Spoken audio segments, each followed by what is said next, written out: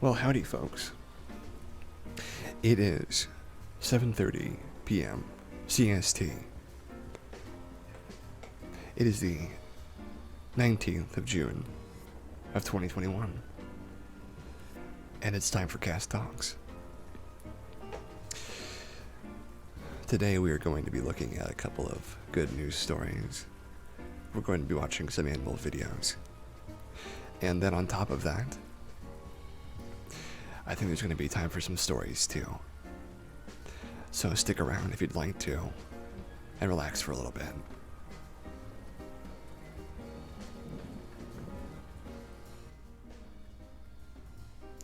So Cast Talks is a show that happens every Saturday. We generally have conversation with chat, and we have something nice in the background in the meantime. But what this is for is we have something for everyone to listen to if they're feeling a little lonesome, or if you just like to participate or watch something interesting, or have something on in the background while you do another chore or another activity, then this is the place for you. We'll be going for about 2 hours. And to begin with, I'd like to wish everybody out there just a nice day, a good time. Because not just today, but yesterday and the day before, have been working on a planter outside my window. And I am very excited about it because already little tiny seedlings are starting to form up. And I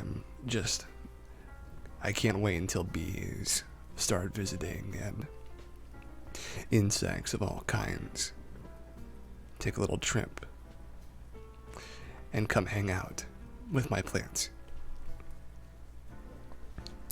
So to start with, let's look at some good news.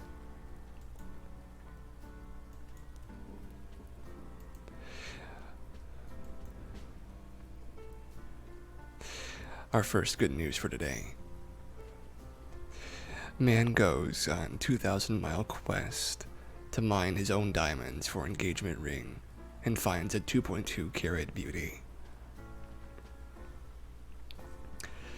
For years, this 26-year-old has been dreaming of finding his own precious gems to create a special engagement ring for his future spouse. Something one of a kind.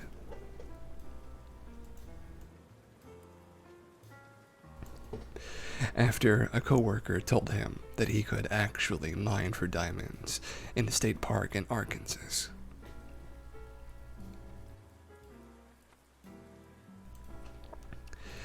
He hatched a plan to go on a cross-country road trip to the Crater of Diamonds State Park. Christian Leiden even made some mining tools to take on the trip and watched many YouTube videos about how to find gemstones in the park. And he did everything in secret so his girlfriend wouldn't find out. Accompanied by a longtime buddy, he left Poulsbo, Washington on May the 1st. Along the way, they tested their equipment at a Montana sapphire mine before arriving at Arkansas diamond site 6 days later. On his third day of full-time mining, in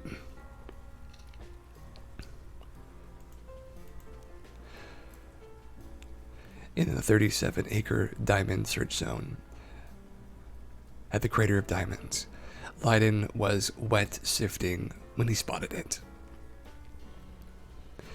He immediately knew it was the prize that he had traveled more than 2,000 miles for, the gemstone to adorn the engagement ring he would present to his girlfriend, Desiree, after 2 years of dating.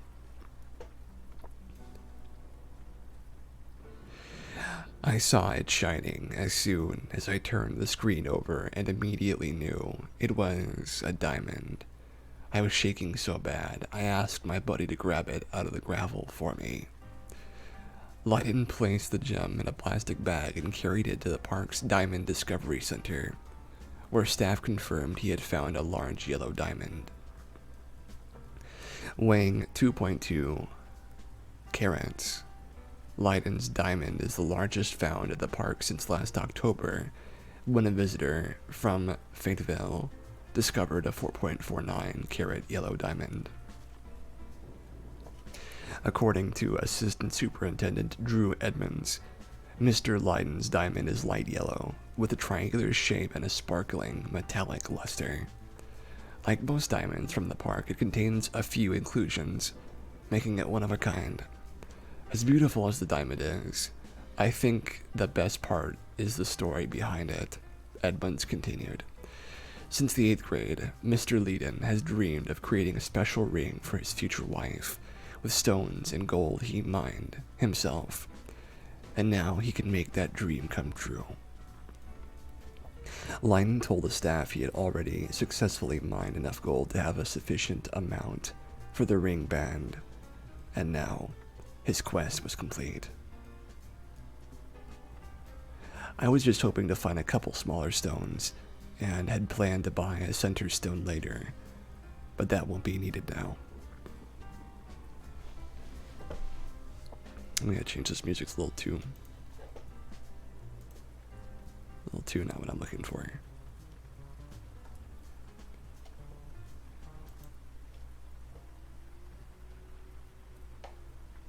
Let's try that.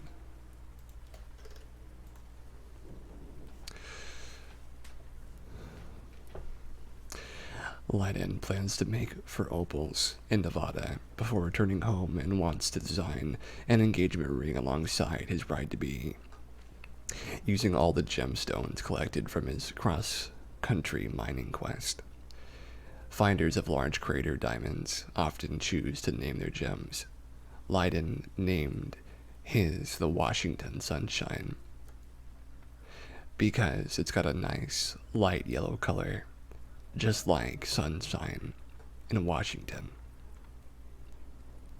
Edmonds says an average of 1 of 2 diamonds are found by park visitors every day.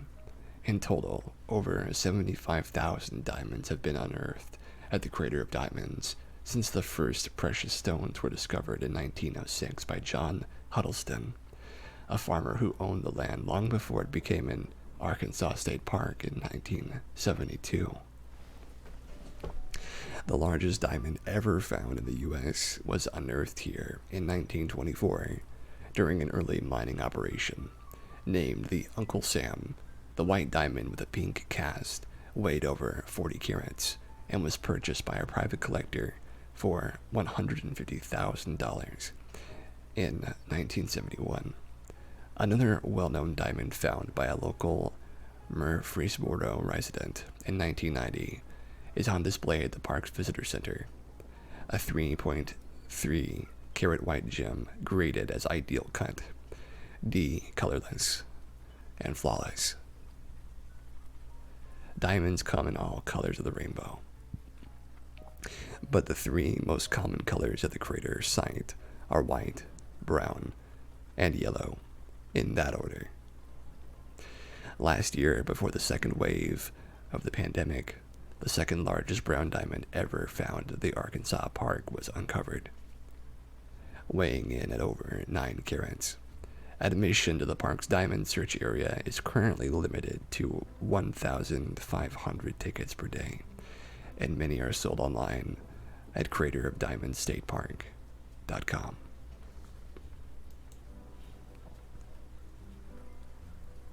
I like that one.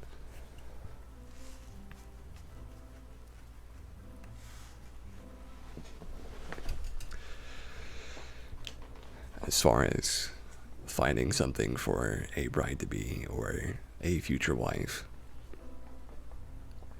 I think that what I would give to somebody for a engagement present or an engagement item, object, I'd like to give somebody a ring would be alright. I don't know what kind of ring I'd want to give them. The standard gold affair seems a little bland, a little too usual for me, but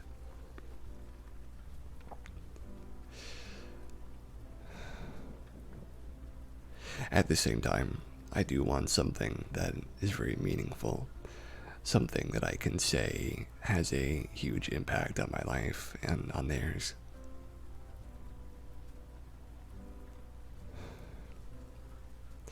And I do wonder what that would look like. But more than anything else, I wonder what kind of vibe I would have. Because all of these things, they have a vibe. For sure, when I was hanging out back in the day with an old girlfriend, jewelry and bracelets, rings and earrings, I mean, that's something you can acquire very easily in games like Second Life or whatever you're interested in. Any kind of game with a character editor usually has stuff like that.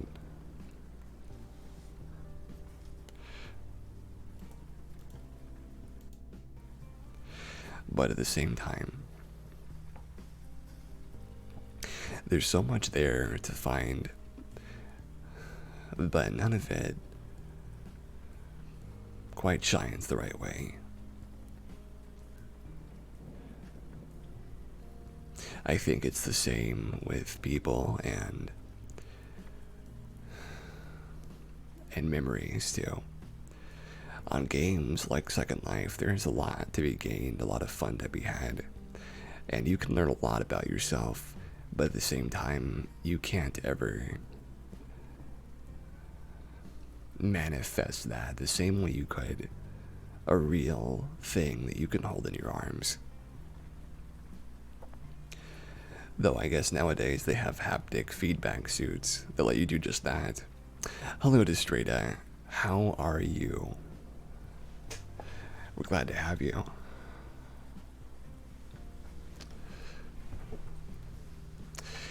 I think the idea of a haptic feedback suit is interesting, but at the same time, I'm not really sure what that would even mean. Doing alright, it's Jer for now. Well, hello, Jer. I'm glad that you have decided to stop by. We're about to look at some cute animal videos here in about 20 minutes. Well, howdy there, Playful. And when we do, you can tell me what kind of animal you'd like to see, if Lily has any preferences. But yeah, I'm not really sure what I would get somebody as a engagement present. I think at the same time, though, I'd be happy to get them anything. I'd be happy to get them just about anything they wanted. I'm glad you're here even still, Playful, even if you're just listening. So, we're going to move on to our next good news story.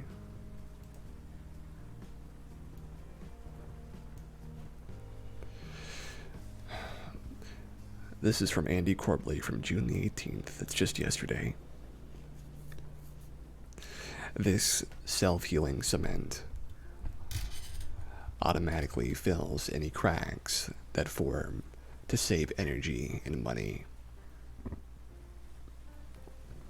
Interesting. How much easier would our lives be if our houses and positions, like our bodies, could regenerate their own material to fix any damages they sustained? Well, thanks to some very clever folks in England, concrete could be made self-regenerating by the addition of a simple enzyme found in our blood, repairing cracks in the sidewalk, roads, or buildings, saving tons of CO2, as well as millions in dollars, labor hours, and traffic slowdowns. Recent estimates put the global concrete supply chain at 8% of the world's greenhouse gas emissions, more than 3 times that generated from the airline industry. One of the most prevalent human materials also requires the largest supporting infrastructure, from mining to mixing to moving to laying and repairing. It's a massive effort. Worcester Polytechnic Institute led a project into looking at concrete that repairs itself, which has been hypothesized as possible since the mid-90s, and which was recently confirmed as possible with bacteria in 2015. Like earlier researchers, the team at Worcester, led by Nima Rebar, used an enzyme found in red blood cells called carbonic anhydrase at the suggestion of a biochemist collaborator of theirs. And the anhydrase is responsible for moving CO2 from our cells to our blood vessels as quick as our breathing, and when added to concrete powder, it actually uses CO2 from the air to create calcium carbonate crystals. A millimeter crack can be filled in after just several hours, preventing large cracks from forming. Anhydrase was among the reasons the bacteria was able to repair concrete. Another method is adding carbonic anhydrase to water and calcium together in a spray and applying it to a concrete crack. If CO2 is then blown over the crack, like Wolverine from X-Men, it will seal itself in just minutes. While if it simply uses the CO2 in the air, it will take longer. Astute readers will recognize that this technology also sucks some CO2 out of the environment, which, along with extending the lifespan of the concrete fourfold, allows it to become a carbon jailer as well. A peer-reviewed study demonstrated that the technology's effectiveness, which Rabar hopes will lead to a startup somewhere to develop a commercial version to bring to market. This is not going to cost much, Rabar told Fast Company, but overall the system requires some incentive. I like that one too. So, I have always thought that if I was going to live in a house, right? If I was going to have a house that I would stay in forever, I'll talk about this a little bit now. I would have a concrete house. On the outside it would be concrete, but it would definitely have a very lovely interior and the ability to have windows up here to show the outside world. But it would be a large box, essentially, and ivy and plants and things would grow all around it, and there'd be gardens around that. It would be an entire ecosystem, but there would be a folding roof of some kind to let light in. There would be windows that slid after concrete walls gave way. And the entire thing would be sort of like a beautiful, polished fortress. Something like this that is made from a kind of self-repairing thing that not only is weatherproofed, but smooth. Something that is durable and withstands the tests of time, but also has the horrible atrophies removed. Whatever you might think about concrete being ugly or being pretty or useful and effective, there's something special to be said about a master craftsmanship of anything, and concrete is one of them. And this sounds like it's coming closer and closer to being mastercrafted. I think one day I'd like to see a concrete polisher that is not as time consuming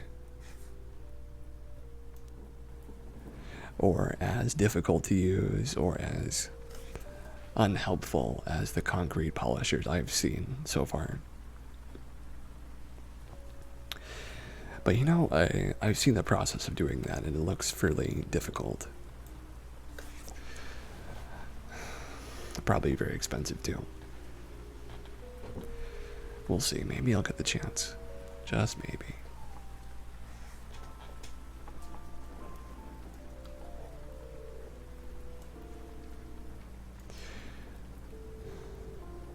So we'll do one more news story before we switch over to animal videos.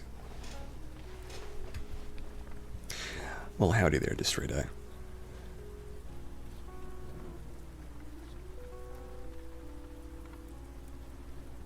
Oh, is this a bot account? Oh, it's not. The American Cancer Society total is... No, sorry, I got confused. 102 million USD, 409,000 USD. Oh, I see. Wow, that's great. That's fantastic. And Relay for Life did a lot of that too. And I was a part of that. That's a good feeling. When I saw your numbers, my brain immediately thought that's a bot account. So I'm sorry I misrepresented you. That's what we've raised on SL.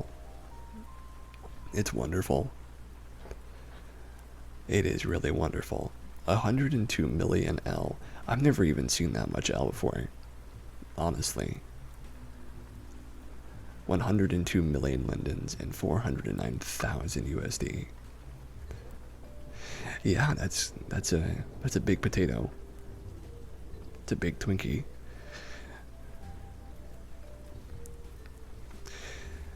I really do hope that in-season collection goes till 6:30.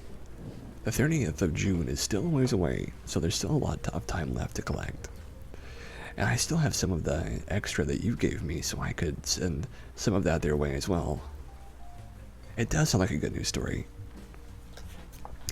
For those of you who are interested in knowing, Second Life has an event called the Relay for Life, which is a cancer awareness and charity event.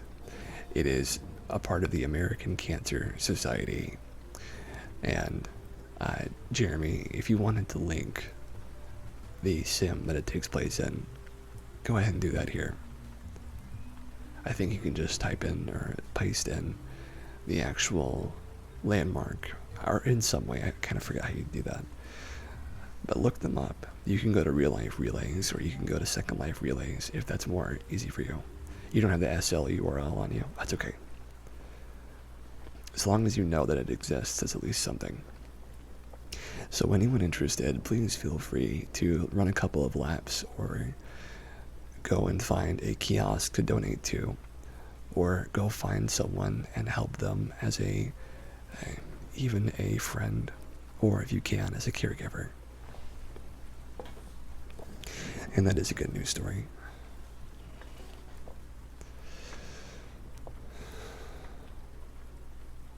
Now, how about a story about a bear?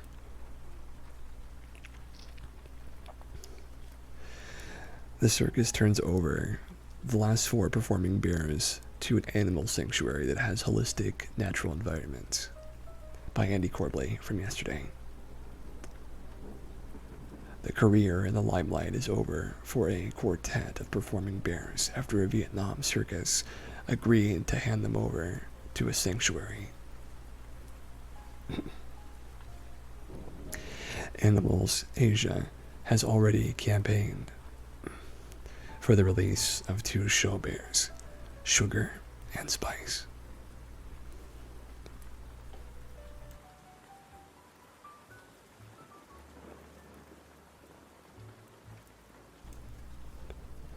Named for their fiery personalities.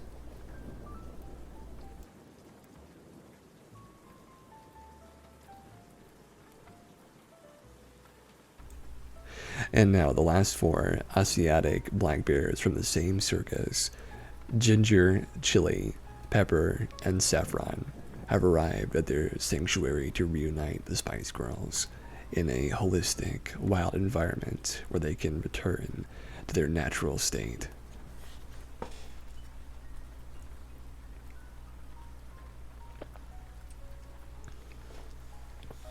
It's being described as a change in attitudes in Vietnam, where animal rights aren't typically prevalent. The Spice Girls were all voluntarily turned over as the circus admits that it is unethical to continue using bears for performance. The bears arrived at the organization's sanctuary in Tam Do on Tuesday, June the 15th, and on their arrival, an expert team of vets and bear experts greeted them and did their preliminary health checks. For the first time in years, these four beautiful bears will have access to wide, open spaces and feel lush, fresh grass underneath their paws, said Heidi Quine, bear and vet team director at the Animals Asia's Vietnam Sanctuary. They will be able to express natural behaviors like climbing, foraging for food, digging in the dirt, and playing with their new friends.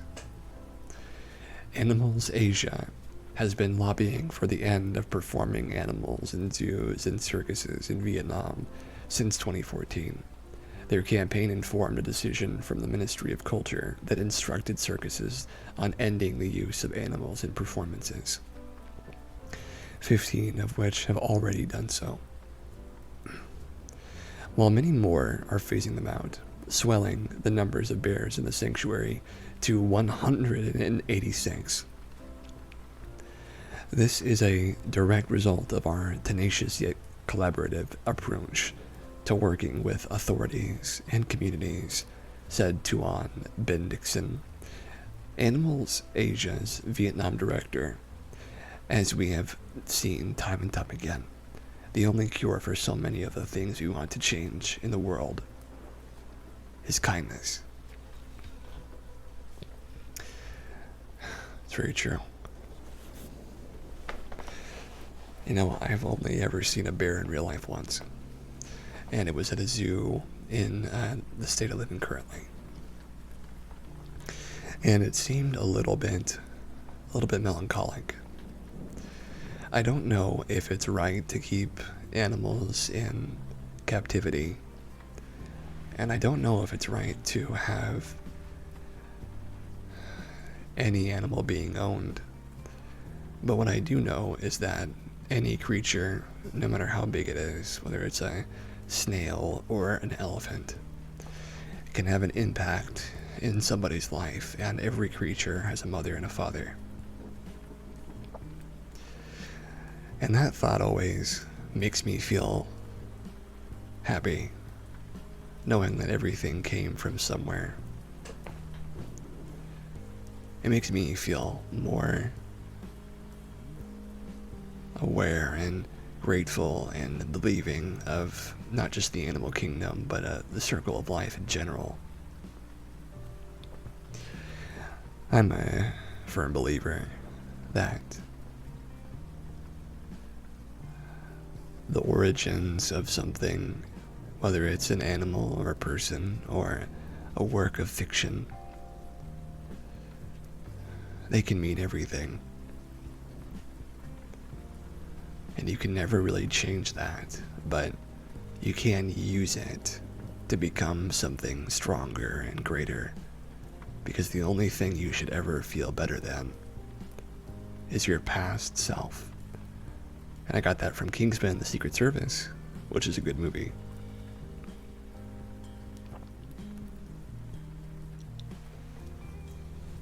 Though I may have butchered the quote.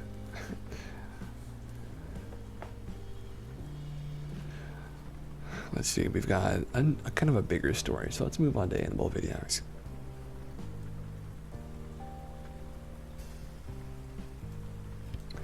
So, does Lily have any requests for animals today? If not, I can just read the story and then get to it after, because it'll be about time. No, well now, naturally, you have to do bears. Okay, let's do some bear videos.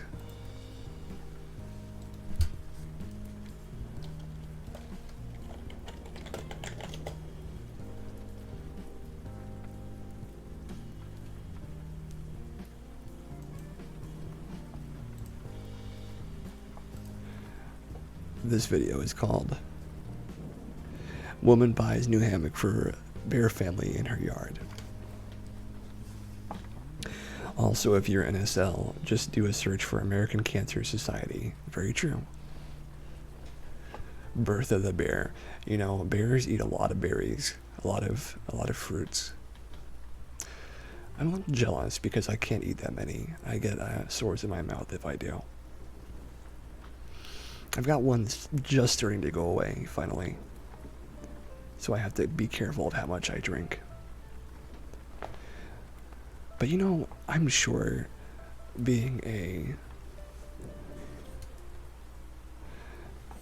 bear and having a bear mom, which apparently bear moms are the most protective of all time.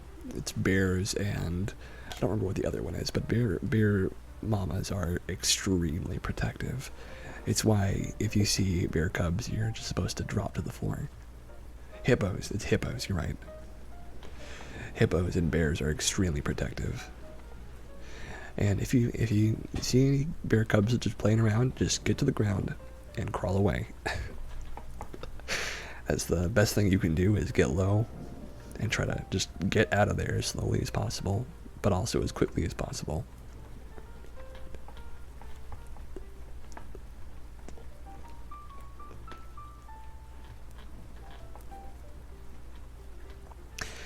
My gosh, these bears. They've got those night eyes. Playing in the bath. You know, being a bear in a bath. I mean, they look awfully cute, though they do grow up to be particularly strong and fearsome. You'd think a bear cub, though, couldn't be that small, but they are very, very small when they first start. Even elephants. Ah, Ella. Well, howdy. Glad you could make it. I was just saying how even elephants used to be tiny little dots before they became elephants. And this family of bears is hanging out in this hammock. They're certainly not dots, though. Okay, now I have a story for you guys. I might have told it already, but I'm going to tell it again. How do you do? Well, how do you do to you, too?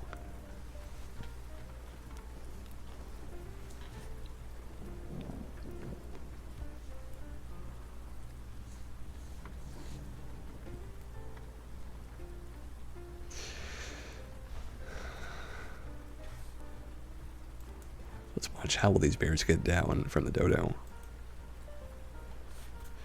I do think bears are much better at climbing than everybody else assumes. So if you see a bear and you're thinking about trying to get away from them, don't climb a tree. Just walk or back away as quickly and as carefully as you can. Because bears don't usually want to get into a fight if they can help it. They're just trying to stance and posture. Speaking of bears, you found Lily's stuffed bear yesterday. Oh, was it missing? I didn't even know that. Well, I'm glad she's got it back.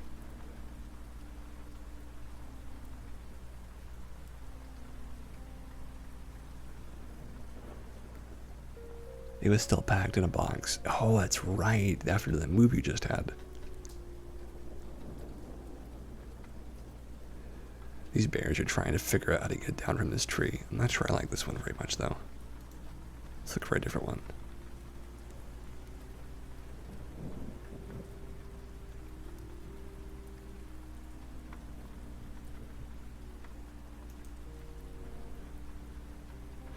Huge bear trapped in dumpster held by cops. Oh, just a bear in a dumpster. Oh, that poor boy. Yeah, I'm glad you found it. How is your unpacking going besides all of that, though? I could appreciate a... His butt's just too big, yeah. I could appreciate getting stuck in a dumpster. If bears had the equivalent of dumpsters in their future society, I'm sure humans would get stuck in there too. The local bear is getting stuck in the dumpsters.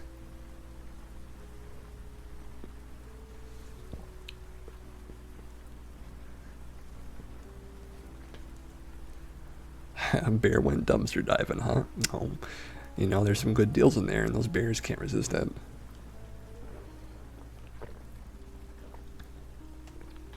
Well, most stuff that will fit in the room is already unpacked, but you need a few more items unpacked.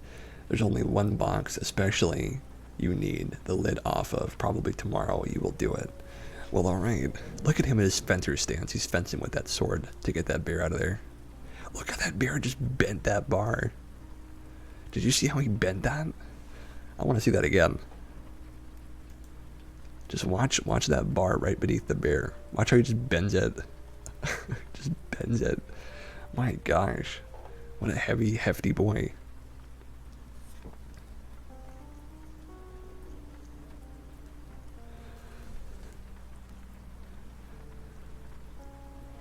Well, that bear might not be mean right now. It certainly isn't happy being stuck, I'm sure. So I'm sure being with all these lights on it too isn't happy for him either.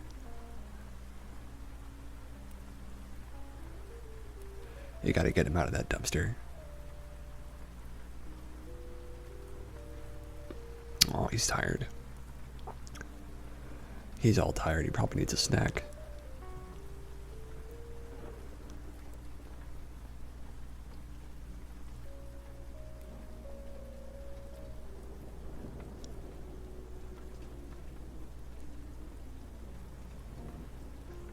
Come on, man. You got it. You got it. There we go. He's getting out. Oh, my gosh. Use it, t-shirt. Use that leverage. He's using the leverage.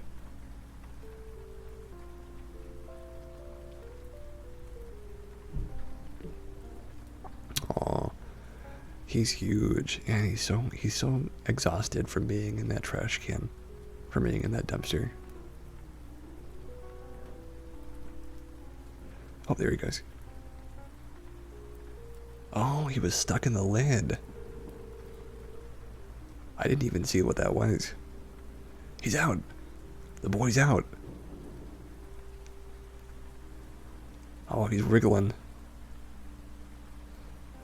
I hope I never get stuck in a dumpster. There he goes. There he goes. Oh, he's out.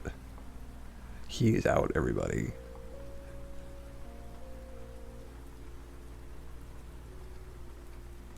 And now he's just gonna leave. He's like, okay, well, I'm done. He's like, I'm going home now. I'm going home. He had such a going home energy.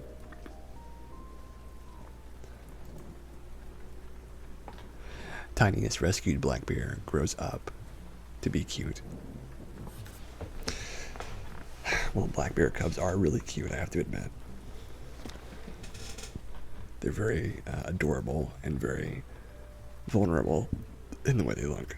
They definitely need to be protected. You know, if I could have an animal companion, like a familiar, that was like an animal that I could speak to and had a relationship with and who was there for me whenever I needed them, I don't know what I would choose, right? What would your familiar be? Because, I mean, a bear is not the worst familiar you could ask for. But maybe like a panther or a jaguar. Or maybe a big old snake, maybe. I don't know, I'm not that partial to snakes, to be honest with you, though they are cute. That boy's already growing up. He's growing up fast. Yours would be a black cat. Well, Jeremy, I could see that for sure, and I think a black cat would be great for so many people. I might even like that myself. I'd like to be able to shapeshift into a black cat, though, rather than have one as a familiar, but it'd still be great. I'd still be happy with it. Very happy. Maybe a whale. I have never in my entire life thought of having a whale as a pet companion. How difficult would that be to make that work? Aw. He's your whale buddy. What would you name him, Ally? What would you name your whale friend? I think I would name... if I had an animal companion, I might name them Finn or Cake, depending on if they're a feminine or masculine. Physically, I mean. If they decide they want to be like transgender or agender or whatever, then they can tell me and then I'll change their name. Or they can make the name for themselves since they're like a sentient animal, basically. I'd be okay with either. From Adventure Time, yes, it is Finn and Cake from Adventure Time, two of my favorite characters. I like Fiona as well, but Finn is great. Finn is great for a boy, Fiona is great for a girl, and Cake is just good in general. I love Cake. The sassiest cartoon character of all time. Maybe not, but close. Maybe Simon. Simon is a nice name. Simon the Whale. Simon the Whale, yeah, I was just thinking the same thing you were. Simon has a whale of a time getting around and doing things. Last one. Tiny bear cub siblings learn how to be wild. Maybe last one for right now.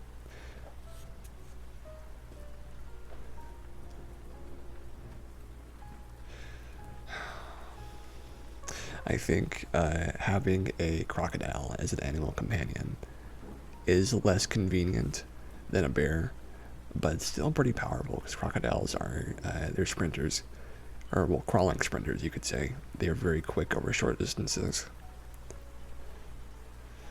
Or a deer.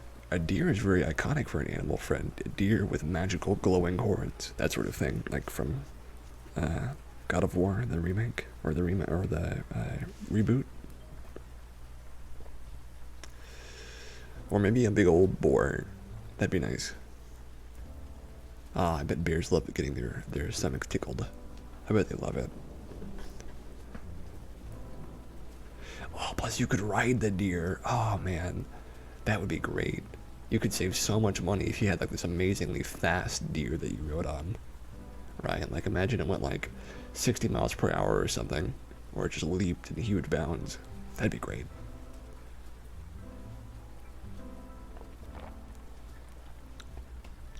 I would be all about that.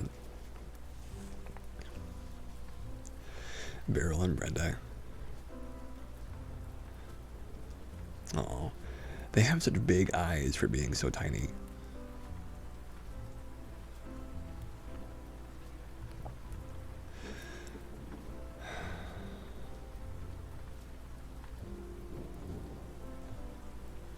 They look like babies. You know what I mean? They really do look like babies. Keeping an eye out. Keeping an eye out of those bears and their big old bug eyes. They are surprisingly good climbers for not having the same kind of limbs as like monkeys do, but they're very good at climbing. They have that sort of cat agility, almost. But they're much thicker than cats are, I'll say that much.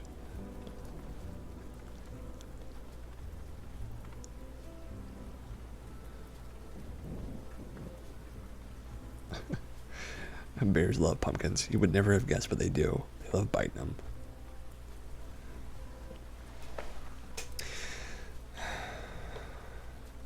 If I had a magical deer companion, I would name them maybe Affidad. Affidad is a Tolkien elf, a type of emotion. It's a kind of specific mood. Affidad. I think it'd be a cute name. Maybe an owl. Ooh, an owl familiar. Alright. Alright, I could see that.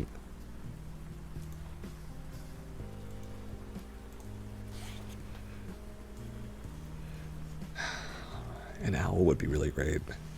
Like those giant owls, yeah, a giant owl.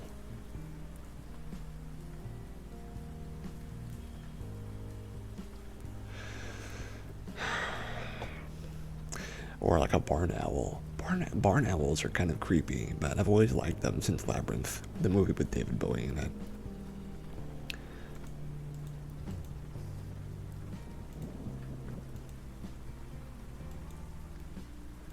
I've always thought they were really cool. And barn owls can become really big too. They have a big old wingspan. And they're scary when they're coming right at you. They'd scare the pants off of someone who we were trying to frighten with your owl. Frightening owl. Ooh, let's look up an owl vid. How about that?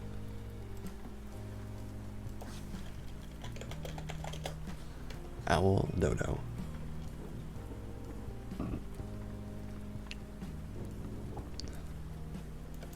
Watch these baby owls hatch and learn to fly. Oh, look at that. Coming out of their nest to look around and see things. They have such huge eyes. Don't they have huge eyes? My gosh. And they're friends with the woodpeckers too. And she laid her eggs. Now she's keeping them warm. I think everybody wants to be a warm egg under like an owl's butt. Everyone wants that. It's a good thing to be. Because imagine how warm that is. And you're just a little egg. Just a little egg under the butt of a fluffy animal. I want to be there someday. Oh, come on, Ella. You know, you gotta admit it sounds pretty good. You gotta admit it sounds pretty good. Okay, I'm glad that you think so. And they're hatching. Oh my gosh, look at those little babies. Oh, they're so fragile and tiny. Look at them. Oh my gosh. They're like the tiniest things you can imagine an owl ever being. Oh, and they sleep together. I love the idea of an owl family that sleeps together. They're solid white. Yeah, they're completely white. And they're just waiting at home for mom to come back. Because, you know, they have some time to wait. And they get bigger, too. They get much bigger. Wow. Oh, look, their skin's changing. They're first coming in. Their wings are, their feathers are coming in. And they're turning brown. Look how big they are now. They barely fit in the little place they're in, the little cubby.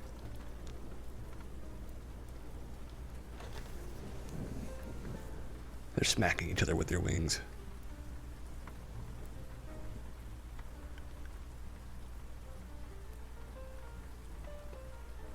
And they're doing the owl neck thing where they look around like that. But the mom is like, you know, get back inside. What are you doing out here? It's not time for you to go out yet. Oh my gosh. Look at them coming out. Aw. Owl kisses. And owl grooming.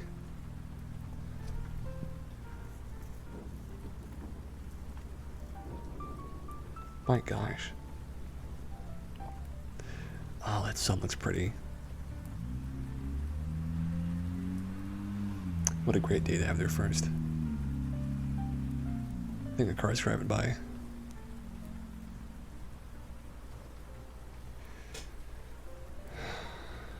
The first light.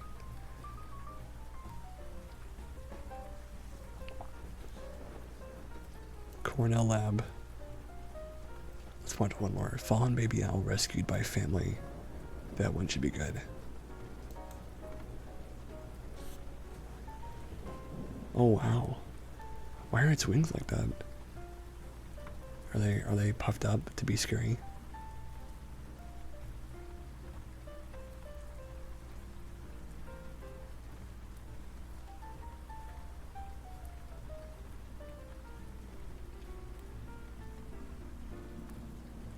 Okay, you have to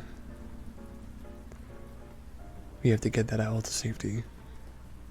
You gotta get out there and you gotta catch that owl, it's true. If somebody told me you have got to get out there and catch that owl, I would get out there and try. If I was given the order, especially if it was by like my wife or something, someone really cute and who I really liked, I would try to catch that owl, though I don't know how I'd do it. Maybe put some food inside of a thingy, or like this guy's going to try and get it from behind.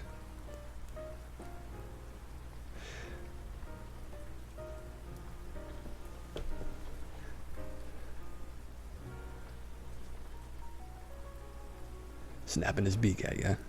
Coming from behind to sneak up on him, get the drop. The ghost and the owl. Grab him!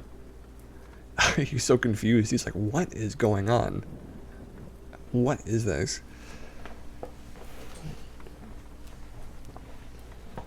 You gotta wriggle him into the pen. The floof out their wings to make themselves look bigger and to frighten away prey.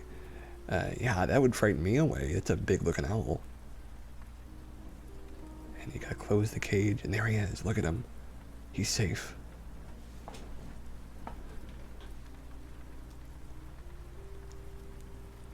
Oh man, they got him.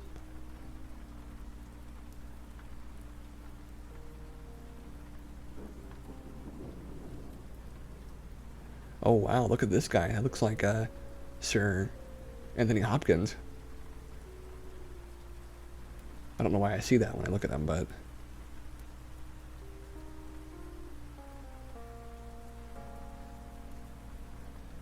Grizzly Adams. Yeah, I see that too.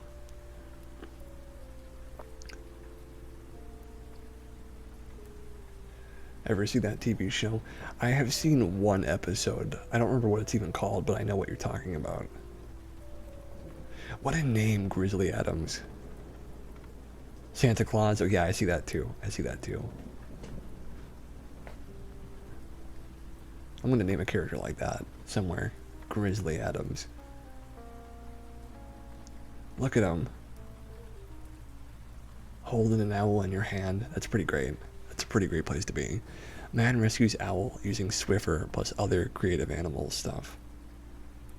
What might be copyrighted? Oh, Grizzly Adams. No, I won't use the name Grizzly Adams in anything important. Just something here and there. Well, that bird is trying to get out of there.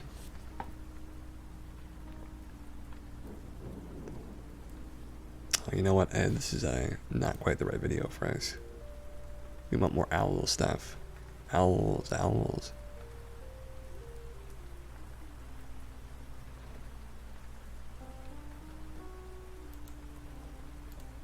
Oops.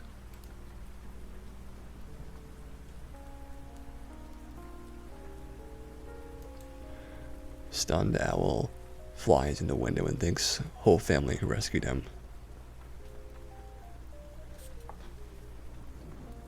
Oh my gosh, look at him. He's so stunned.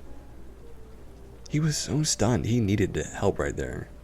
Because he had no idea what just happened. Imagine flying into a window and you're just like so stunned from it. He's like, oh my gosh. He needed help. But he is a cutie, I gotta say that much. But flying into a window is not gonna be good for anyone's spirit. The cat is like, I don't know what that is, but I don't like it.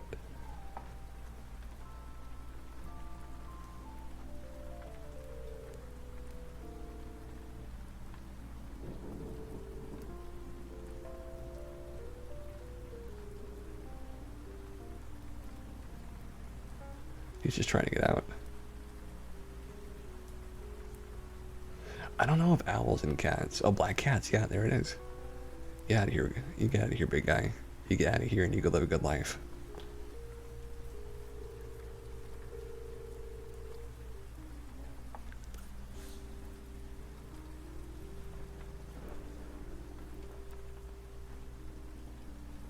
Oh, now he's like their guardian protector. Thanks for saving me, guys.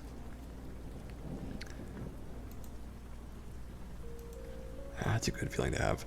Now, what we do on the halfway point of these shows is go for a walk and stand up and shake out our legs and arms and find something to drink, go to the bathroom, and then come on back. Come on back and we'll hang out again in 5 minutes. So meet me back here in 5 minutes and go take a break. Until then. Unfortunately, you have things to do. That's okay, Jeremy. I'm glad you made it so far. So hurry on back after your break. You'll keep listening? Well, that's just fine. And come back soon. Because that's what I'm going to do.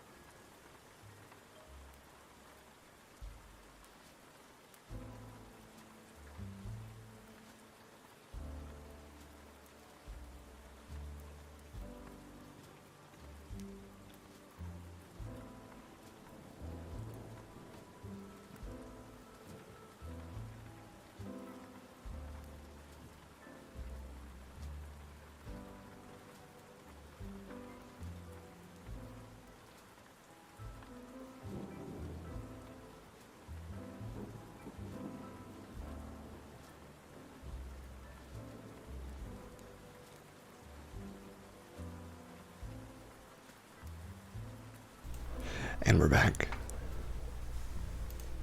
I hope you all had a nice break, whatever you were doing.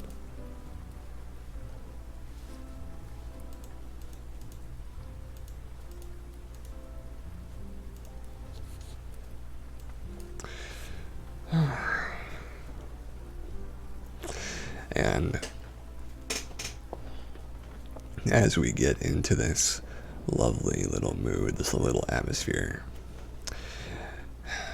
grab your blankets and come on close. Come on real close and sit on down and wrap up tight. Because we've got a story. It's story time with Cass.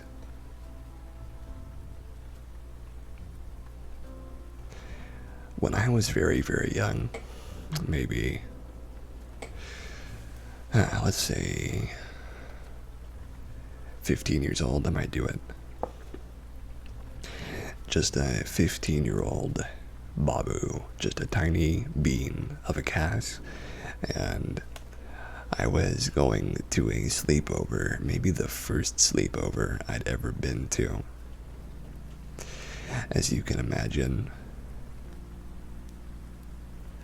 I was very hopeful to build relationships and to have a lovely time with the friends that I had cultivated in some strange way. And I had. They were lovely people, and they had their own problems. In fact, one of them was very attracted to me, and maybe still is. But I remember that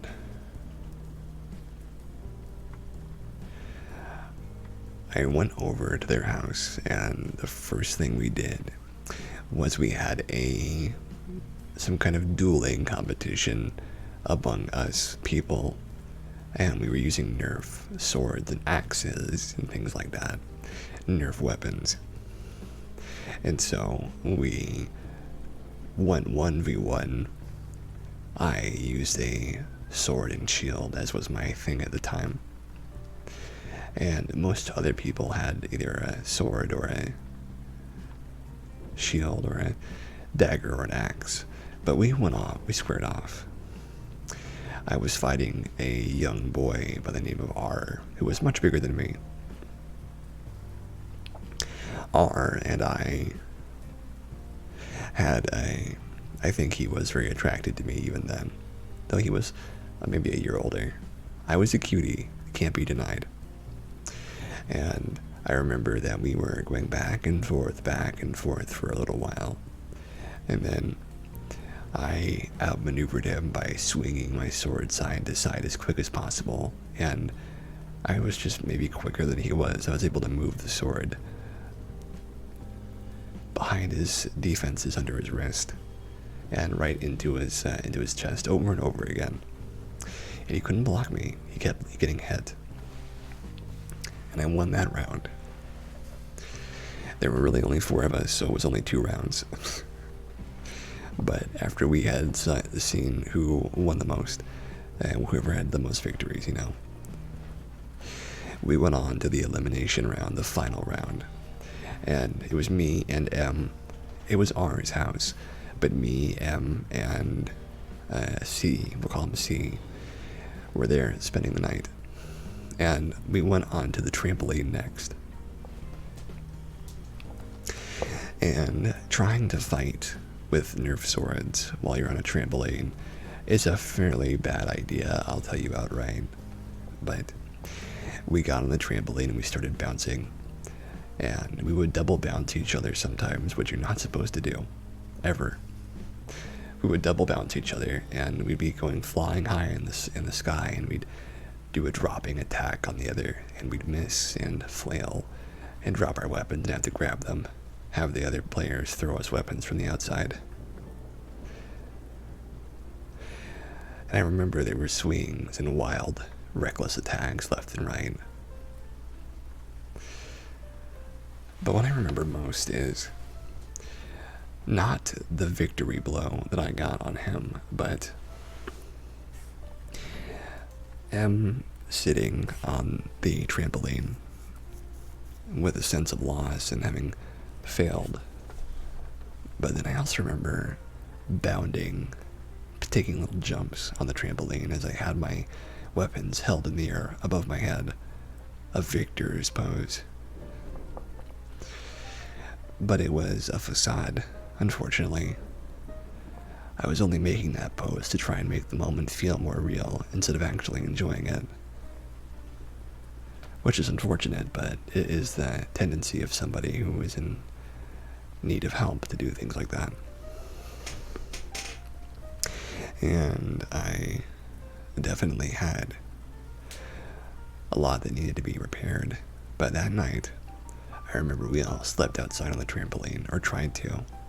I couldn't really fall asleep because R was in the middle, and R was a big boy. I think he's still pretty big. He's still like over 200 pounds, I would guess. Probably a lot over that. But he was in the middle, and he was just dipping and just cratering the trampoline so much that I was always like about to slide down, and I couldn't focus on laying there. I had to focus on staying in position. Plus C and M were also there too, so I was just unable to even like slightly relax, unfortunately. But I remember later that night, after we had laid on the trampoline, maybe trying to enjoy that youth spent in an awkward sleeping arrangement, I remember that I went to go lay down inside, and after that, I did fall asleep eventually. But a lot of things happened that night. People talking in the middle of the dark, in the middle of the night, outside on their farm and property. Crazy stuff happens when you're younger. But I do remember, over everything else, that second day. The second day when the sun rose in the east, and those first rays of sunshine splayed in across the house and hit me right on my eyebrow and then on my eyes. It was those first summer rays, catching wild, strong, fearsome, overlaying through glass, through that carbonized sand.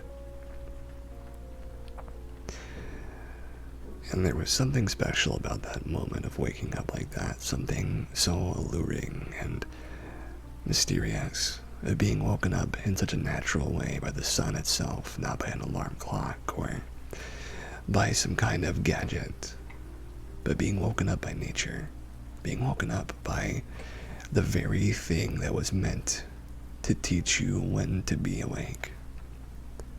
And having that special fondness for the sun already, when it woke me up, when it brought me to that consciousness again, I felt so thankful and so appreciative and so ready to face the day now that I had been given this blessing to wake up.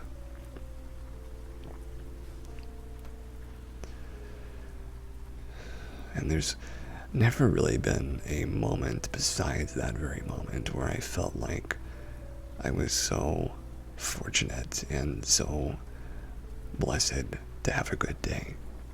Even if it wasn't a good day, the sun was telling me it was going to be either way.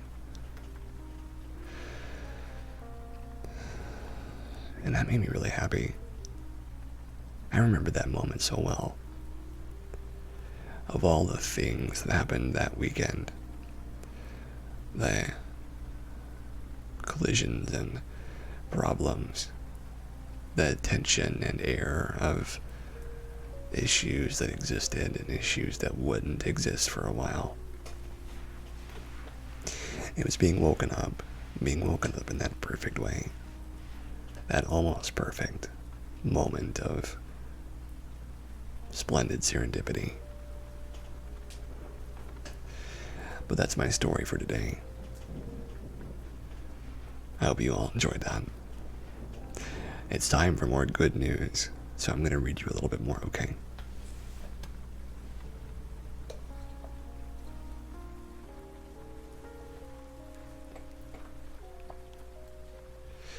And to those of you who have fallen asleep because of my story, well, that's just fine. It's meant to do that, I think. One of these days, I will find some way to help people get to sleep in a more meaningful manner. But I might get up and do those good night videos again sometime too. I'm not sure yet. You're back. Well, you didn't miss my story, did you?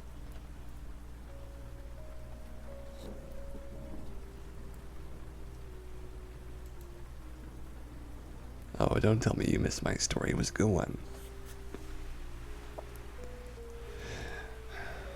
From Andy Corbley. This single tree could restore degraded land, create a biofuel revolution, power cars, and feed families.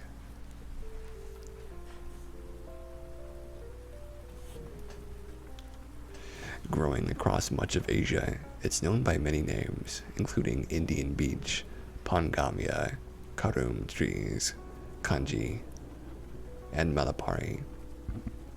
Pangamia pinnata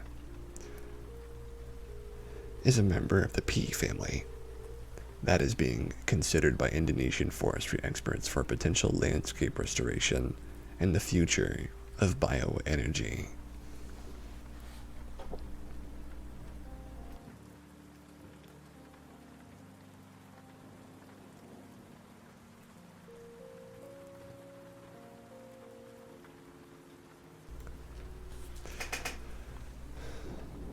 A number of big challenges are bearing down on the Indonesian archipelago of more than 17,000 islands, and the government has to find ways in which it can restore 14 million hectares of degraded land to keep its promise to the UN, while also developing a green energy sector worth 23% of total grid contributions in just 5 years. The country's natural gas and oil reserves are projected to dry up by 2030. Even while energy demand, currently served by fossil fuels, is increasing. Enter the Pangamia tree, growing well on degraded or marginal land in both wet and dry climates. It can be found from India to the west, right the way across to Fiji in the Pacific. For centuries, its orange-brown seeds have been pressed into oil for leather tanning, soap making, wound healing, and more.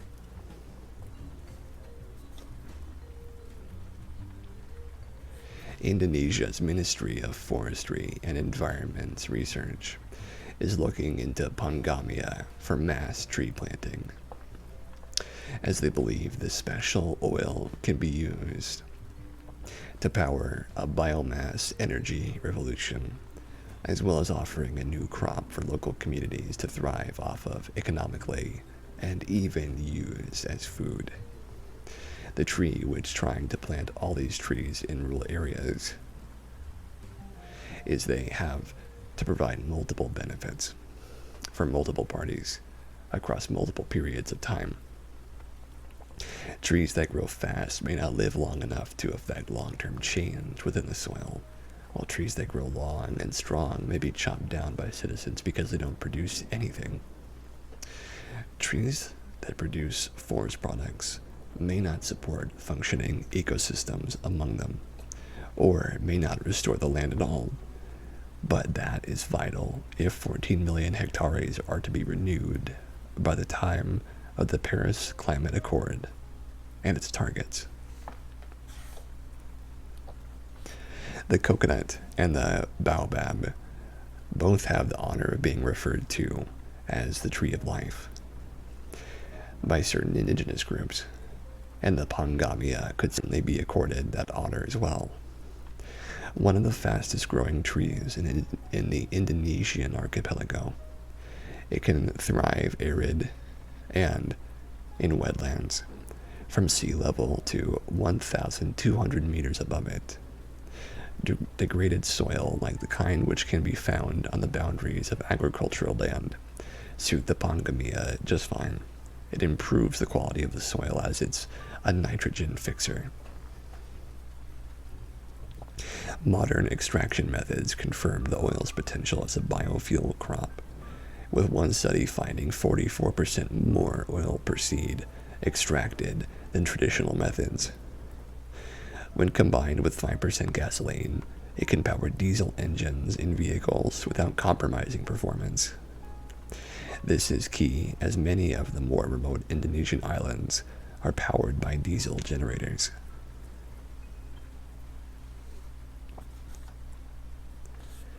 The Center for International Forestry Research, CIFOR, is accompanying the Indonesian Forest and Forestry Ministry on their research into Pangamia.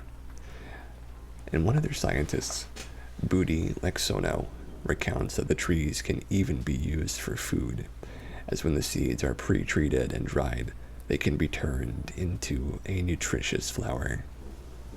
I haven't tried it myself yet, Leksono told Forest News, but in the trials, everyone said it was delicious. C4 is working to see if Pangamia plantations are suitable for abandoned mining land and degraded peatlands, the latter being one of the most carbon-rich soils on the planet and ideal for capturing CO2 from the atmosphere. Recently, this was done in central Kalimantan province in Borneo.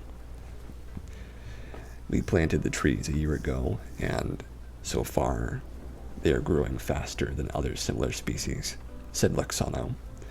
This suggests they may be partially tolerant to harsh conditions, and would then be especially promising for restoration and rehabilitation of degraded land. Lastly, another partner organization, the South Korean Forest Service, is seeing if Pangamia can be grown alongside other agroforestry staples like coffee. The first step is seeing how the roots grow and where, to see if others can coexist peacefully. It's a case study that sometimes a nation has to look to their past to solve the problems of the future. Lovely. And here's another one.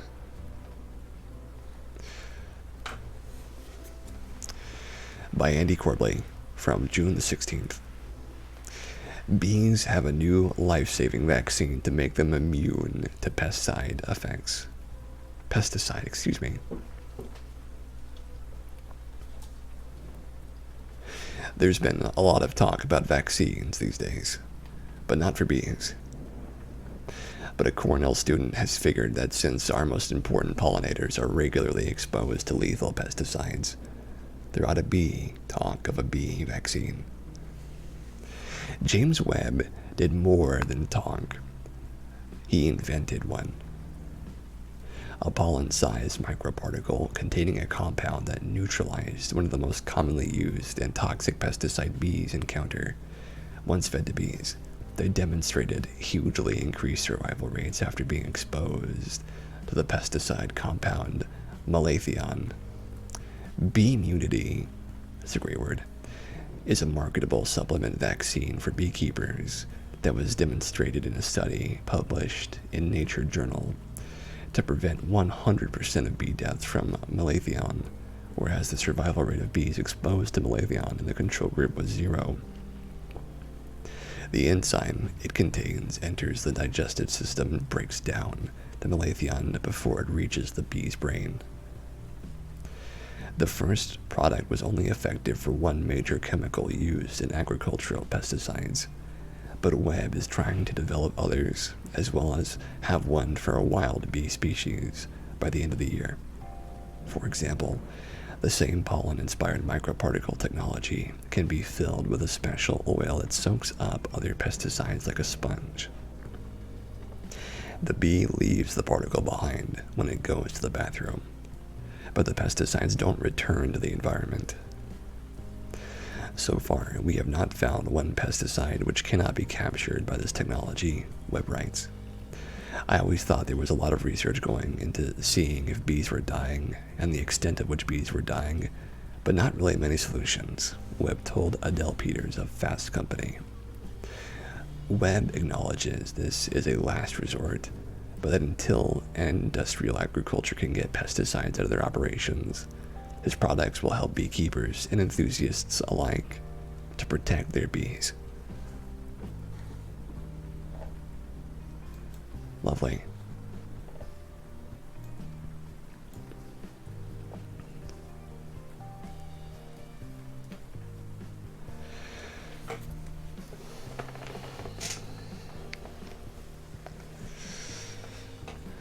have just a few more stories to get through. But I'd like to ask, Eli, I didn't ask you this already, but how are you doing? I hope you've had a good week. I know we've chatted just a little bit throughout the week, but I wanted to ask if you're doing alright. And I hope you are.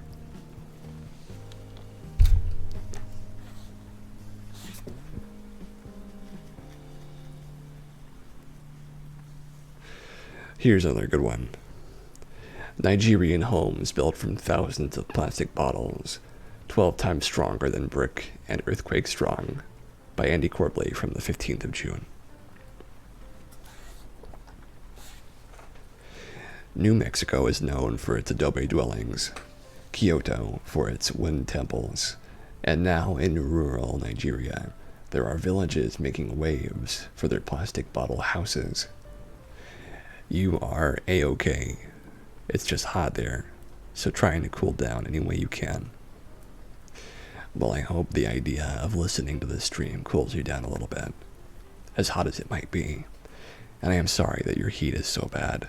I hope it's tolerable at least. Discarded plastic bottles can be found along too many miles of earth roads. And in Nigeria, one of the most populated African countries, there are enough to create a new sustainable construction business.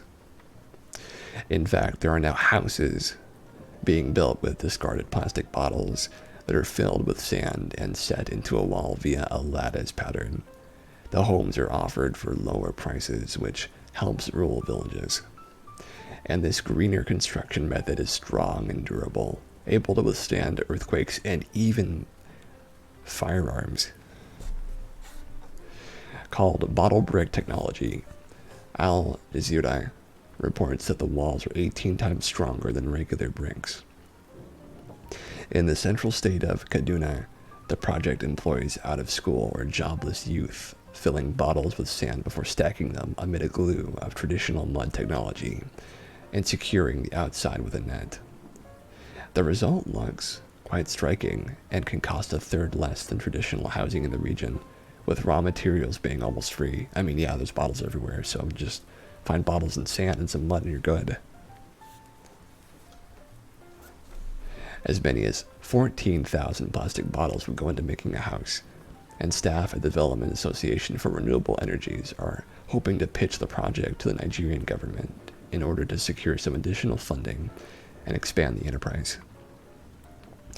One thing is for certain, the harvesting of bottles from rubbish-strewn roadsides is benefiting the neighborhood and the planet.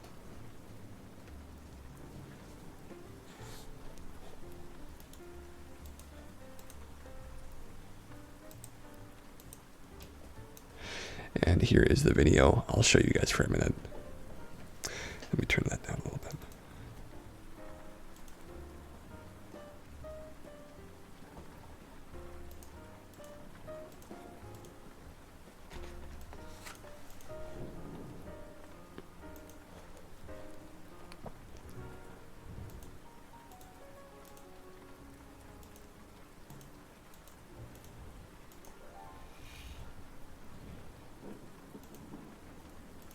Let's see.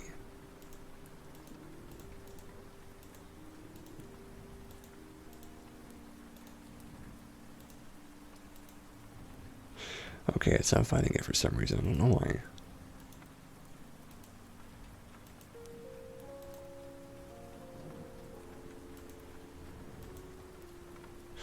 Oh, I know why.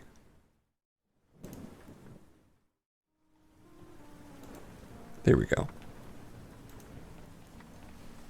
You can see the bottles.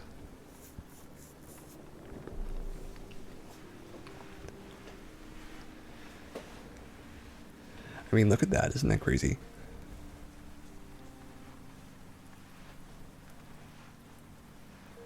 And they're very spacious too, these buildings. But I would never have thought to do this. But certainly it's a better use of them than letting them hang out there for no use at all. It seems like a kind of a dangerous place to lean your head, though. Maybe I'm wrong.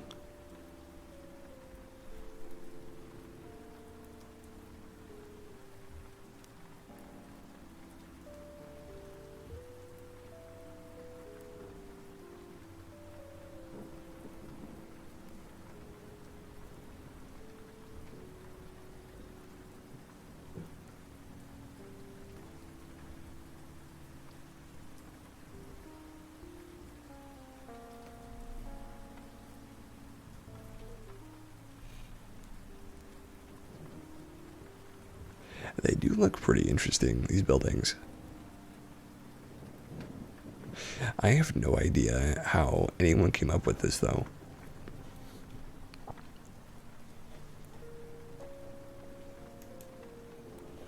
Honestly. Just picking up the refuse and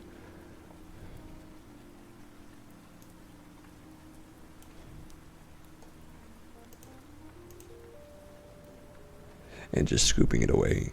Yeah, like, I don't know how anyone thought that they could make a house out of plastic bottles, but I mean, you can make a house out of almost anything.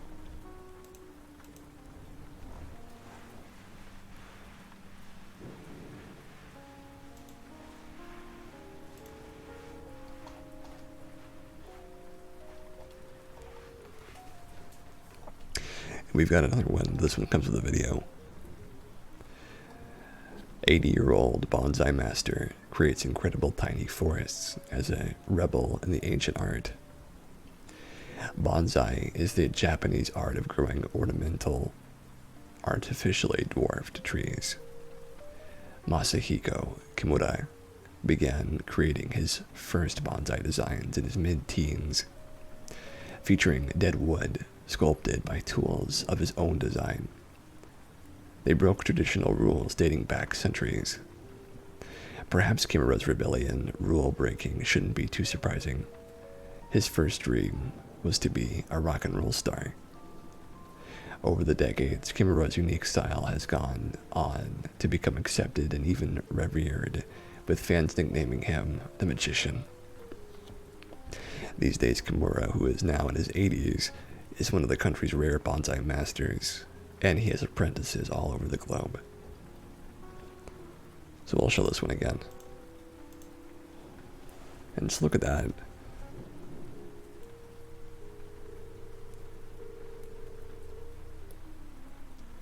So I've never even tried bonsai before, but there's a lot to see there, and you even get some trees that look crazy. Like, it looks like a mountain right there. I've always thought that those mountain trees that just hang to the side of the tree or to the side of the mountain are really cool.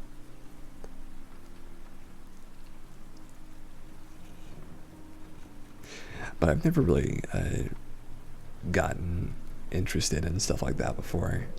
And I think that these miniature tree styles, dwarf trees, there's a lot to be said about them. You can make really good vitamin C broth from pine needles. I just remembered that. Though I've never needed that much vitamin C before. They are stunning.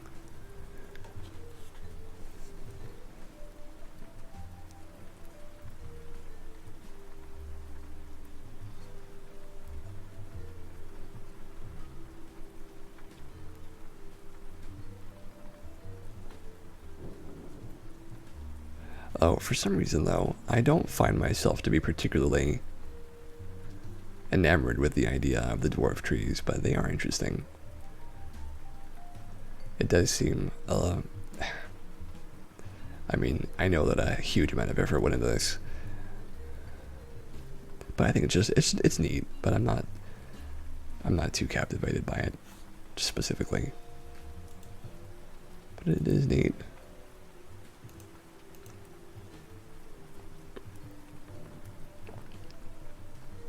So this is our last news story of the day, and then we'll probably get into something else.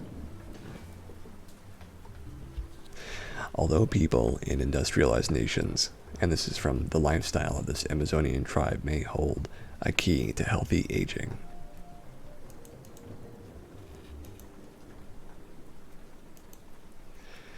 By Good News Network from the 15th. Although people in industrialized nations have access to modern healthcare, they are more sedentary and eat a diet high in saturated fats. In contrast, the Tsimane have little or no access to healthcare, but are extremely physically active and consume a high-fiber diet that includes vegetables, fish, and lean meat.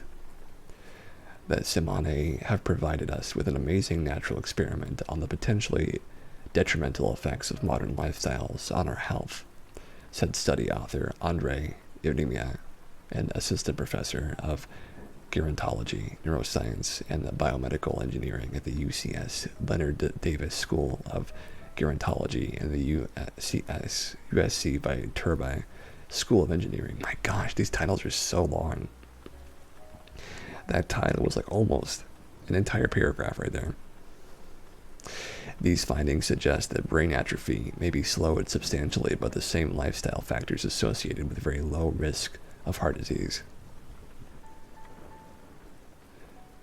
The researchers enrolled 746 Somali adults ages 40 to 90, and in their study to acquire brain scans, they provided transportation for the participants from their remote villages to Trinidad, Bolivia, the closest town with CT scanning equipment. The journey could last as long as 2 full days with travel by river and road. The team used the scans to calculate brain volumes and then examined the association with age for Simane. Next, they compared these results to those in the 3 industrialized populations in the US and Europe. The scientists found that the difference in brain volumes between middle age and old age is 70% smaller in Simane than in the Western populations. This suggests that the Simane's brain likely experience far less brain atrophy than Westerners as they age. Atrophy is correlated with risks of cognitive impairment, functional decline, and dementia. The researchers note in their study, published in the journals of gerontology last month, that the Simane have high levels of inflammation, which is typically associated with brain atrophy in Westerners. But their study suggests that high inflammation does not have a pronounced effect upon Simane brains. According to the study authors, the Simane's low cardiovascular risks may outweigh their infection-driven inflammatory risk, raising new questions about the cause of dementia. One possible reason is that in Westerners, inflammation is associated with obesity and metabolic causes, whereas in the Simane, it is driven by respiratory, gastrointestinal, and parasitic infections. Infectious diseases are the most prominent cause of fatality among the Simane. Our sedentary lifestyle and diet rich in sugars and fats may be accelerating the loss of brain tissue with age and making us more vulnerable to diseases such as Alzheimer's, said study author Hillard Kaplan, a professor of health, economics, and anthropology at Chapman University, who has studied the Simane for nearly 2 decades. The Simane can serve as a baseline for healthy brain aging.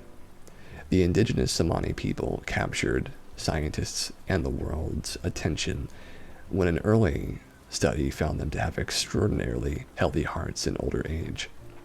The prior study, as published by The Lancet in 2017, showed that Simane have the lowest prevalence of coronary atherosclerosis of any population known to science, and that they have few cardiovascular diseases risk factors.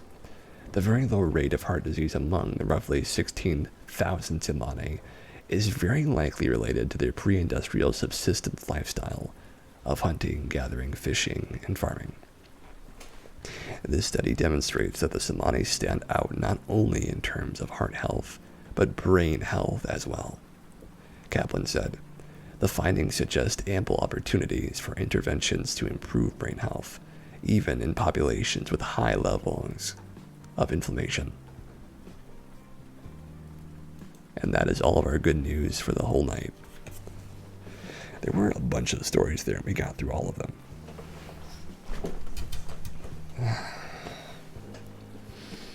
Pretty good.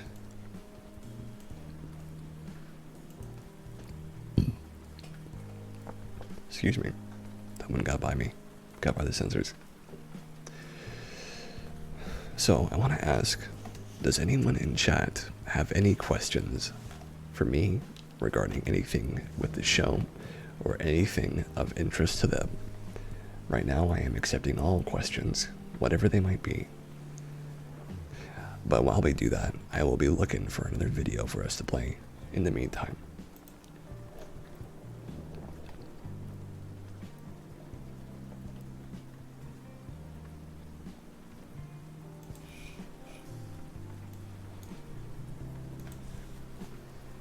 I think for the most part, we find that these studies about brains and stuff always tell us a little bit more about what we're doing as a society, but at the same time, we can really find out that we have no clue what we're doing. Because honestly, there's so much happening, and there's so many big brain ideas that it can actually seem kind of crazy to try something like going back to... Oh, sure. Would you like me to update you on our ACS totals during your show like I did today? I would love that, actually. You can update me as much as you'd like to, and I will definitely be happy to share the results with everyone here.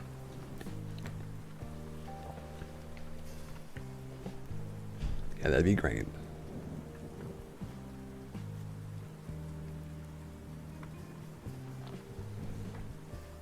The baby kangaroo fell.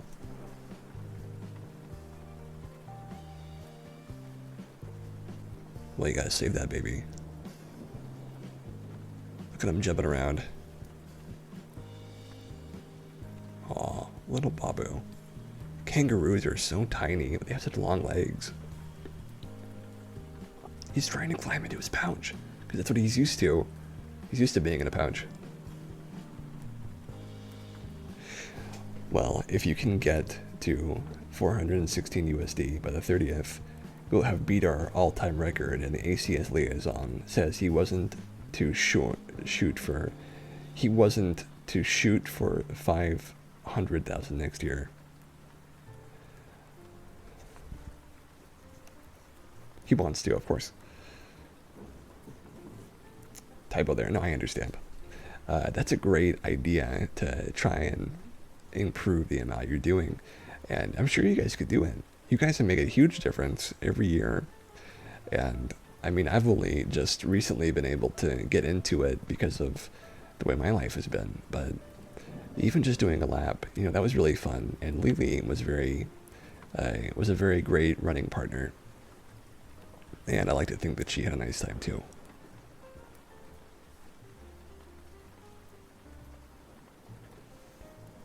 Oh, Jeremy, did you happen to watch last week's episode? It was completely full of glitches, and I was pretty nervous the whole time. But at the same time, I'm glad I did it because I feel like I was able to show a little bit of the fun that happened that day. Oh, it's okay. I have a new link to my YouTube channel that is available on my at the end of the video, at the end of the stream, I mean.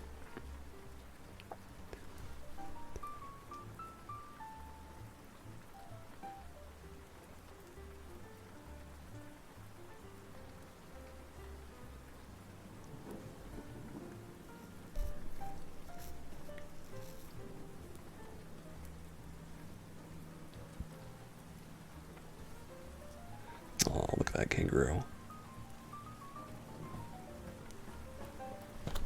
I mean, I've never had a kangaroo friend. Kangaroos would be an interesting familiar. Oh, look at that. I bet it's so warm in there.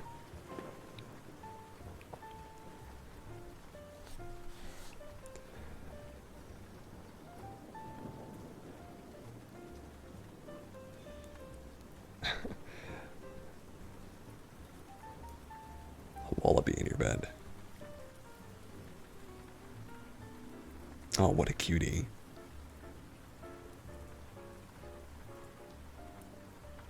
I hope they don't show that.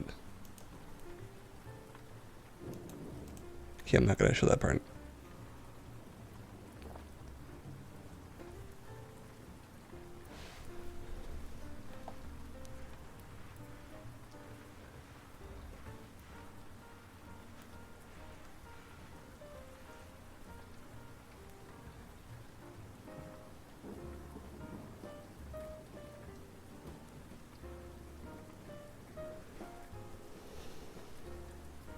But yeah, you can watch all those episodes on my YouTube channel, and it's basically like a VOD.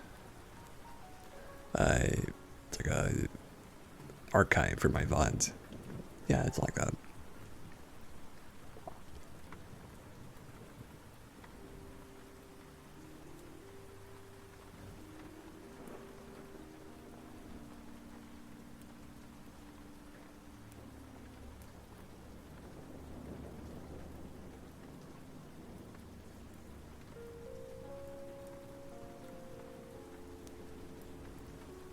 I've never even seen a wallaby in real life.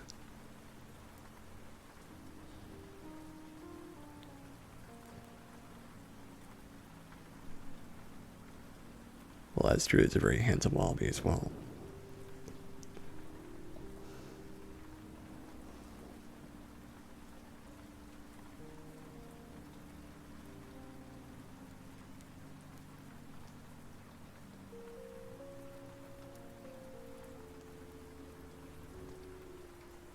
Aw. Those are both handsome boys.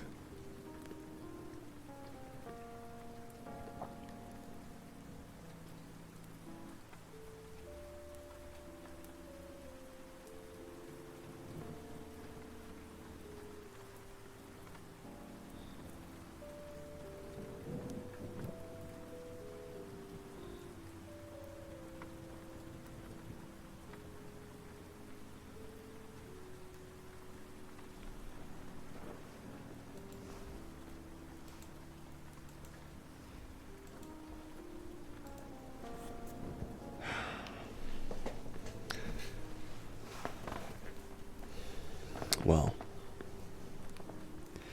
I do remember that there was a time, I think it was before I started this stream, not this exact one, I mean the first stream on October 31st of last year. There was a time when I was very uncertain about what I would even stream about. You may remember, some of you who have even seen that one. I basically just streamed me reading off some top 10, top 20 Halloween questions. Halloween trivia, whatever you want to call those.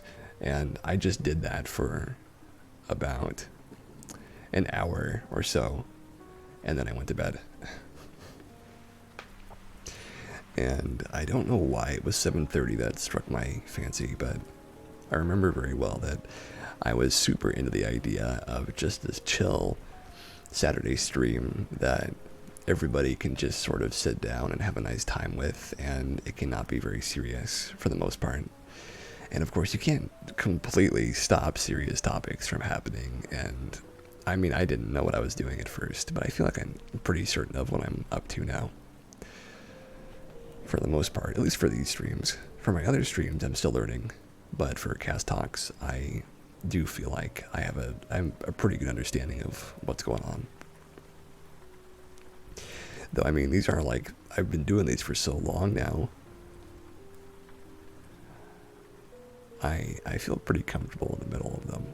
Like right now, my shoulders are a little tense, but they always seem to be tense when you're talking and hanging out. And just relaxing them can seem kind of impossible.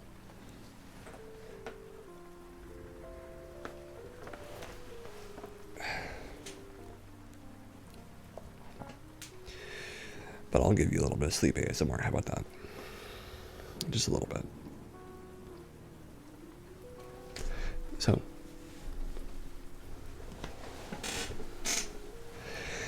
something I'd like to do if I ever have a daughter and I ever want to put her to sleep, what I would do is I would either sit down next to her or lean myself onto her bed a little bit, maybe put my head on her pillow, and I would tell her about all the fantastic things that exist in this world.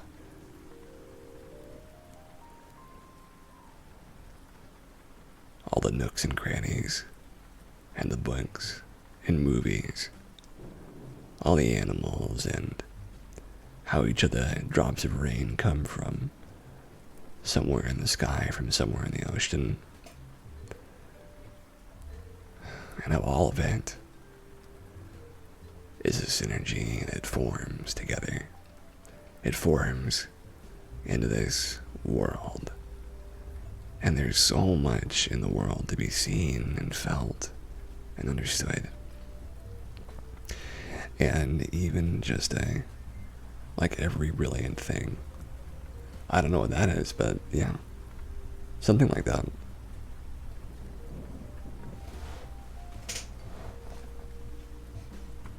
I can kind of guess what it means. Oh, it's a play? I had no idea.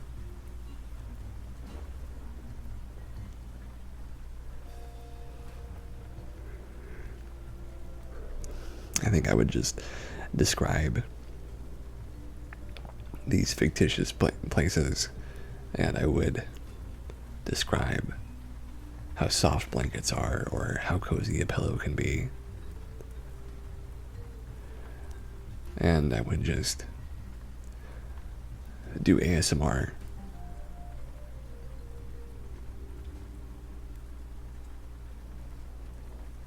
That's all I would do. And I think I'll just get better and better and better. I do think about things like that, though.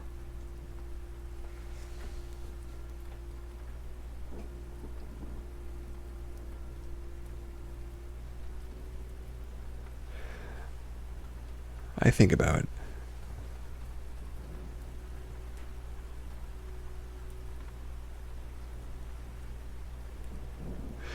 this guy makes a list for his mother of everything that makes life worth living and like everything that is amazing in life. Well, I do like the sound of that.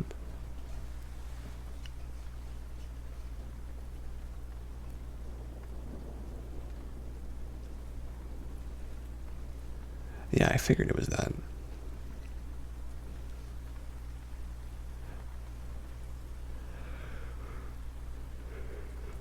Well, it sounds lovely.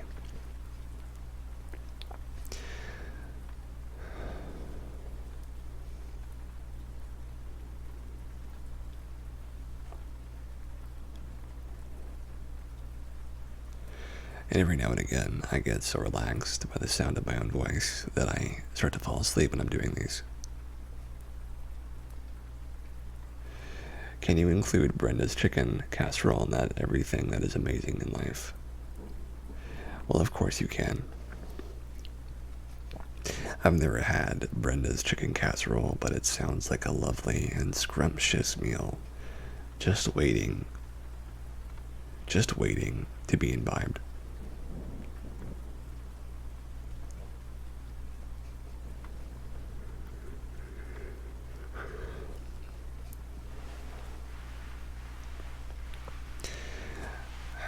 You know what? A chicken casserole, chicken, cheese, noodles. You don't know what else, isn't it? But oh man, I can imagine. I have not actually had a chicken casserole in a long time. And maybe not even ever. But I have good feelings about casseroles.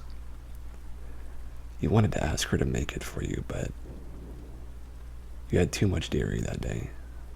So you'll ask next week. Well, think of it this way. Now that you're at home, I don't know if I've ever had a casserole either. I might have had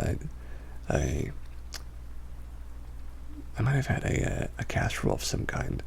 But now that you're home, you can ask for so much and do so much that was so unavailable to you back in that place. They do sound yummy. You are so far away from that, and the memories there and the feelings there. A casserole. Oh my gosh. That's horrible. Awesome. You are so far away from those thoughts and feelings of being in that home. Brenda's chicken casserole is a dairy disaster waiting to happen. Yeah, it is. It is. Uh-oh. It's a bot. Well, we gotta ban him, don't we? Well, there we go. One less bot to deal with.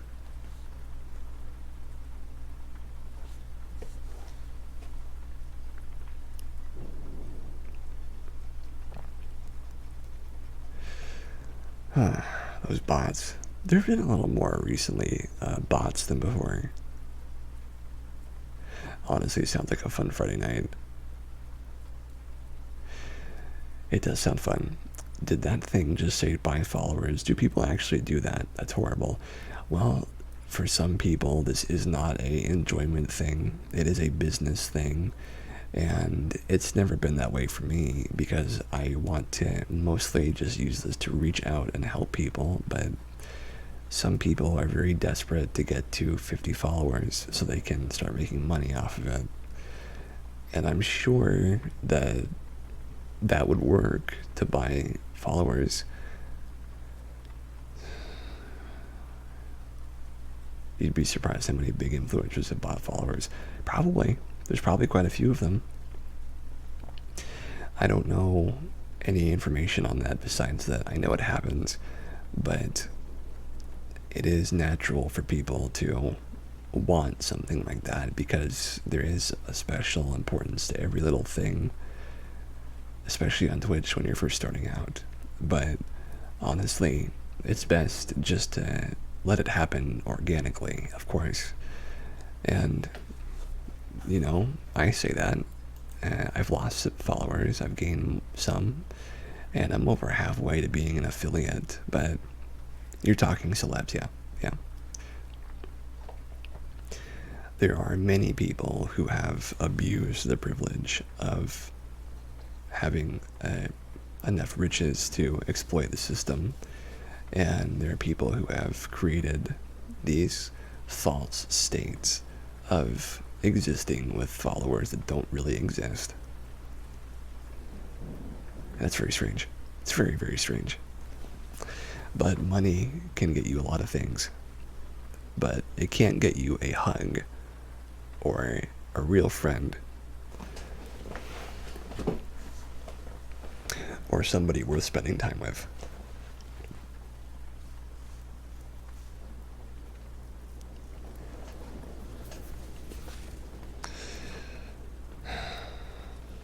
And I've learned a few of those things the hard way.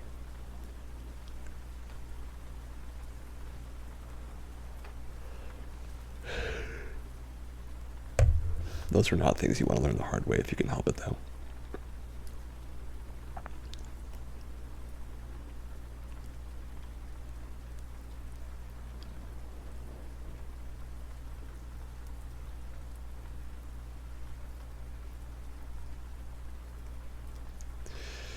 Alright, folks, we are almost to the end of our stream for today.